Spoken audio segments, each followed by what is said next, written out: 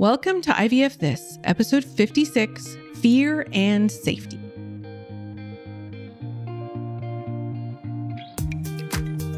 Welcome to IVF This. I'm your host, Emily Ginn. I'm a mother to two beautiful and feral boys. I'm married to my favorite person in the world. I'm a social worker, a life coach, and an IVF warrior. I'm here to teach you how to manage your mind and emotions during your IVF journey, to break free from anxiety and regain control of your life, even in the midst of infertility. I'm going to teach you to say IVF this to how we think about, talk about, and experience infertility. Let's go. Hello, my beautiful friends. I hope you're all doing so well today. I am doing well. So I hope that for you too. I wanted to take a quick second and remind everyone that I still offer mini sessions. These are 30 minutes of coaching, completely complimentary, no strings attached. You come to the call with something you want coaching on, and we just get straight to it. Now, if you want to find out more information about working together, we can cover that either right after the coaching, or we can schedule a separate call to discuss. But that's not a requirement to have that conversation. This is 30 minutes so that you can get the help of whatever has been a challenge for you. So you can access that scheduling link a couple of different ways. First is in the bio on my social media pages at IVF This Coaching on Facebook or Instagram. And there's a link for the free mini session in that bio. And the second is by going directly to my website, www.ivfthiscoaching.com, and click work with me, and you can schedule it from there. All right, let's get to it.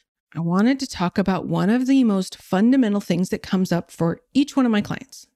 Literally every single person in the world, the emotions of fear and safety. Now, most of us probably do not use the names of those emotions specifically. We might say relieved or relaxed for safety, or anxious or feeling scared for fear. They're all synonymous. Fear is one of the most basic, primary human emotions. And I've been thinking about fear and safety a lot lately because it's come up a lot with my clients. But it's also come up with me recently too. I've been on the struggle bus for a while now. There's been very physically challenging pregnancy. There have been a few complications. Thankfully, nothing too major, but I've really struggled a lot with thoughts and some pretty big feelings.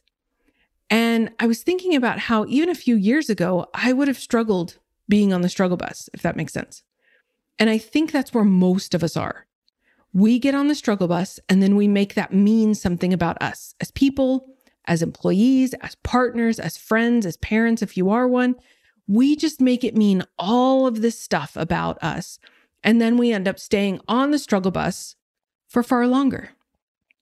And kind of where I am now is that I can recognize that I'm on the struggle bus, and I can just kind of settle into my seat on the bus, look out the window, and just accept that that's where I'm sitting right now. I use this as the part where, that acceptance tool that we talked about in the last episode. I have been using that a lot. And one thing that I have been really starting to notice, which is why I wanted to do this episode, is that I don't make me being on the struggle bus mean that I am not safe. So let me explain. First, of course, there is such a thing as physical safety. And I think we can all agree that that's actually kind of a pretty subjective term. There are people who choose to do things that I would not feel would be physically safe, like jumping out of perfectly good airplanes or jumping off a cliff tethered to something like a mere rubber band. But others might not feel that's physically unsafe at all, right? So there is a physical danger and there is a physical safety.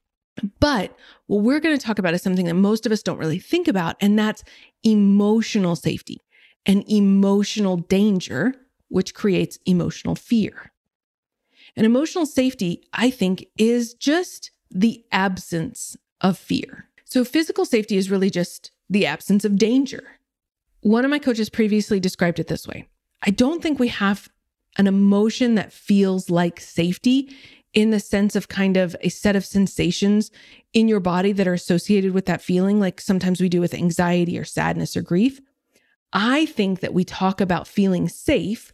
What we really mean is we don't feel afraid, right? Again, that absence of feeling fear. For instance, if you're just sitting around in your normal life and you're not thinking about any threats, you don't really think, oh, I feel safe or I'm unsafe. You're just thinking about how your safety or your lack thereof, right? Similarly, when people feel relieved, you only feel relief if you are previously feeling something negative. But if you start thinking about a threat, you feel unsafe and in danger. So if you're sitting around not thinking about threats or safety, you feel neither. But if you start thinking about a threat, you feel unsafe or in danger. That usually feels like anxiety, which is fear. So here's where it gets interesting. Fear and safety are not exceptions to the type of thought work that we do. Fear is an emotion created by your thoughts, and safety is an emotion or the absence of an emotion, if it is just the absence of fear, that is also created by your thoughts. Take this example. You could be walking around and you could be in grave physical danger, like a serial killer lurking around the corner. But if you don't know about them, you feel fine and you can feel completely physically safe in that given moment. But if you imagine future danger, you'll feel very afraid. The irony is what truly makes us emotionally unsafe is not knowing how to manage our minds and take responsibility for our brains. Because if we know that we can choose what we want to think and feel about ourselves no matter what, no one can take that away from us or control us or make us think or feel against our will. Now, because the brain evolved to keep us alive at all costs, there's nothing it takes more seriously than feeling unsafe, right? That's like raising all the flags. So if you tell yourself that you are unsafe or you tell yourself that you feel unsafe, your brain is hyper-focused on that. Its one job in life becomes trying to get you away from the danger so you feel safe even though you're in danger, if that makes sense. If you're not in physical danger, then it's just your own thoughts. So let's take it out of the theoretical context. I want to talk about it in two contexts that it comes up a lot. The 2-week wait, and when we're thinking about or when we're taking a break from fertility treatments. Let's just be honest. The 2-week wait is brutal for a lot of us. The emotional roller coaster we're on in and of itself is pretty expected. That's how our brains work. But when we think about the future and that test, whether it's a home pregnancy test or a beta blood test, we feel fear. It feels dangerous. Not because there is an inherent physical danger in not having a positive pregnancy test, but because of the emotional danger we fear we are in or will be in. Many of us tell ourselves that we don't know what we will do if this test is negative, which isn't really true. When my clients tell me that and then we dig in, everyone knows exactly what they will do. They will be upset. They will grieve. They will cry. Maybe order some greasy takeout, pour themselves a drink of something, watch TV. No matter what their plan is, the important thing to remember is that they actually do have a plan. For me, I would say that recognizing that emotional safety is found from managing my mind came fairly easily. I will not naturally, but easily. Someone had to teach me, and I definitely had to work at it. Don't get me wrong. Do not hear this and think I didn't work on it. And if you need to work on it, then there's something wrong with you. I totally have to work on this every single day. But logically, it made sense to me once I understood it, that all I was fearing was my own thoughts and feelings. And as long as I was managing my mind, I was safe in this emotional, mental sense. And that's what a lot of the 2-week wait is about. It's about fearing your own thoughts and feelings. So let's talk about the other aspect where I see fear and safety come up so often, and that is taking a break. Taking a break. Between IUIs and IVF, between IVF cycles, whatever. So often, taking a break or even considering taking a break can feel dangerous. Now, there's a few reasons for that. Namely, because IVF is so logistically heavy, the medications, the doctor's appointments, the scans, the protocol, all of those things, it is so logistically heavy that it kind of lulls you into this false sense of control and security. I think we intellectually know that we can't control the outcome, but we get a lot of control up front, and that can feel very elusive, very intoxicating. Because IVF is one of those things where the energy that you put into this does not always match the outcome, which, well, let's be honest, really sucks. So when we've had this sense of control and when we've decided to take time off, or we're even thinking about taking time off, it can feel really dangerous. Because I kind of like to think about how in school, we move from learning the theory of something to the practical application of doing that thing. But in this instance, we're moving from the practical application of doing all the things to this more ambiguous, amorphous, well, now what the hell do I do with myself thing? And this is true whatever the choice is or not, right? Like you have to take time off due to insurance or funding or something else. And even when the choice is yours, you need a break for your mental health, physical recuperation, whatever it is. I don't want you to be surprised that when some of that relief wears off, you're going to feel afraid. What are you afraid of? Well, there's a very real sense of time urgency with IVF and fertility.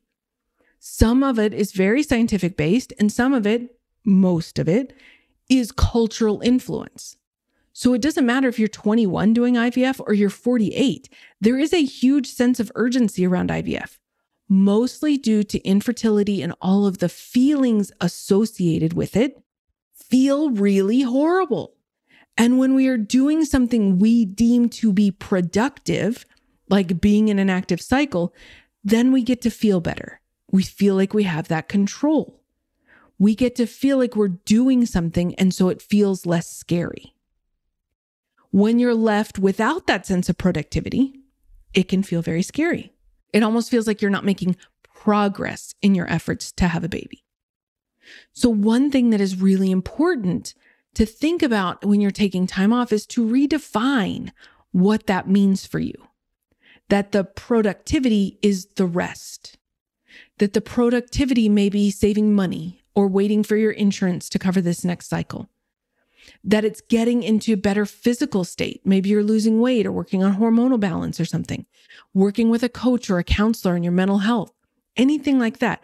Reframing the work, the productivity, is going to be very important to help you not feel so unsafe. And you will absolutely have to remind yourself of that reframe over and over and over again.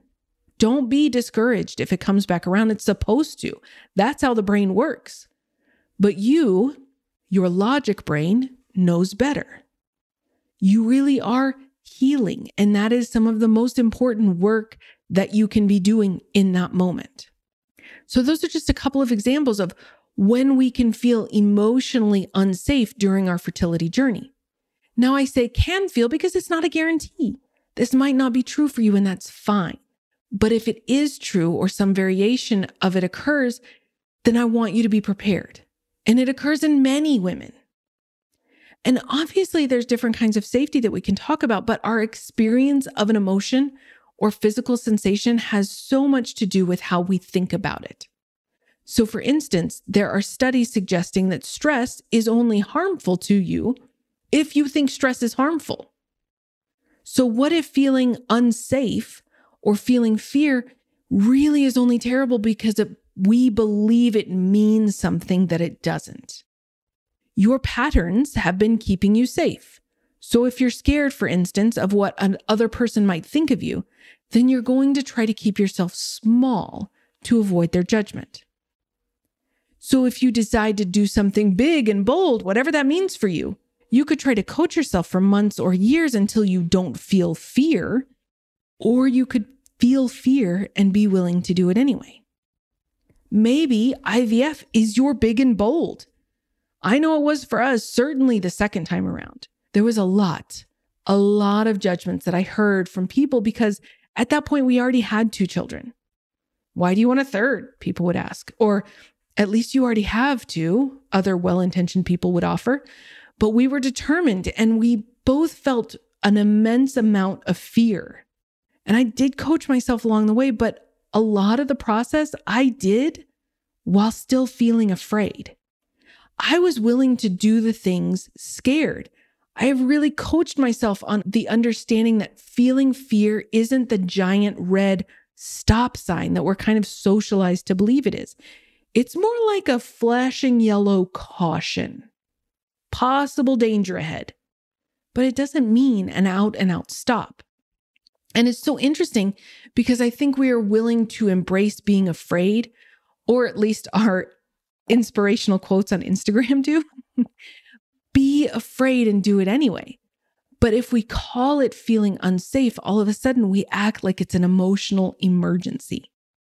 So I think we can be really careful about that. Safe isn't a magic word. Our safety isn't necessarily important in the way that we think it is. Our brains are not really good at determining what is dangerous or what is safe, emotionally or physically. It reads it all the same. Just because our primitive brain overvalues its own perception of safety over everything else doesn't mean we should let it really set the agenda. We have to use our prefrontal cortex, our rational brain, to discern what truly constitutes danger or safety, and when they are appropriate priorities and when they are not. I was coaching a client about this actually today, and I said to her, we hold ourselves back out of fear because we're like, I'm feeling the fear, this feels terrible, something's gone wrong. But what if you thought you were having a heart attack and then you went to the hospital and the doctor was like, don't worry, it's just indigestion. Now, all of a sudden you might have the same physical sensation, but you don't think that you're going to give up, lay down and die or anything like that. You're just like, oh, it's indigestion. Well, that sucks. I can take it out with me though. One of the most important things that we can do is to learn to create emotional safety for ourselves. I remember the first time I did this, I had a coach coaching me about my anxiety, particularly when I'm running late. Now, here's an interesting factoid. I have ADHD, and sometimes time management or even just the concept of time can be difficult for me. I will forever believe that my toxic trait is telling myself I can get ready in 15 minutes. And even though I have so much evidence to disprove that theory. Anyway, but when I run late, I get very anxious, like screaming at other cars and red lights, get out of my way. Like I can look like one of those unhinged drivers that you see. I fully own that. So my coach at the time had me practice questioning my anxiety and my fear. So when I would feel that anxiety, I would place my hand over my heart, take a few deep breaths, and I would ask myself if I was in any danger, like physical danger, either me or my family. And the answer has always been no, which is probably what the answer will be 99.99% of the time. Then I would ask myself, what was I afraid of? And the answer usually had something to do with judgment. Either I was judging myself for not feeling quote unquote put together, or that I was fearing judgment from someone else. And then I would remind myself, one, my judgment of myself is always optional. I can choose to judge myself for being late, but I don't have to. And two, what other people think of me is none of my business. Now, most people are so busy worrying about their own lives, they don't even notice it. And even if they do, they're typically very understanding. And if they're not, that's okay too. I can live with someone not understanding me. I don't have to be unkind to myself. I can always try to help myself. So creating safety for yourself is all about reconnecting with your body. And my favorite way to do that is the hand over the heart with the deep breathing and reminding myself, hey, love, nothing has gone wrong here. It might not be exactly how I saw it happening, but that's okay. Hey, love, I know it feels like we're not doing anything towards making a baby because we're not doing a cycle. But what we are doing is taking care of ourselves, physically, mentally, financially, whatever. And that's the most important thing right now. It's this idea of talking to yourself more than listening to yourself. And when we talk to ourselves, we generally can create more safety for ourselves and help ourselves to understand that fear isn't a bad thing. It's an emotion to be experienced, just like all of the rest. Okay, that is what I have for you today, my beautiful friends. Have a good week, and I'll talk to you soon. Thank you for listening to this week's episode of IVF This. If you like what you've heard, click subscribe and follow to make sure you don't miss an episode.